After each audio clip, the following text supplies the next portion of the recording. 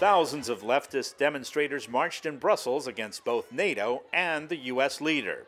Some said they actually welcomed Trump's earlier criticism of NATO, but are now disappointed that he is engaging the alliance. Trump said good things during the campaign. He said America would not be involved in the whole world. I thought that was great.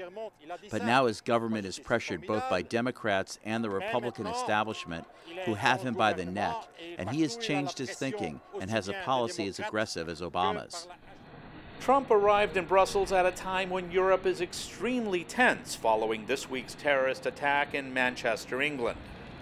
The mood is ripe for leaders to take decisive action against terrorism. The attacks we saw in Manchester will be something which will be addressed, I think, actually by all leaders in one way or another, because the attacks were brutal and they deliberately targeted children, young people, and families.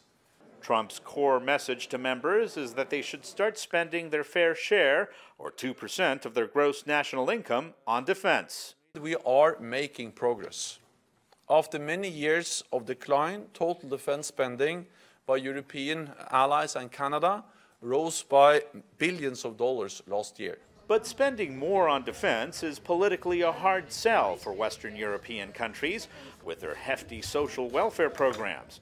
At a protest camp in Brussels, anti-NATO activists worry. It means an enormous amount of money dedicated to war and an enormous amount of money that's not dedicated to things like education, healthcare, and those sort of things. The summit gets underway as new French President Emmanuel Macron seeks to extend a state of emergency in France.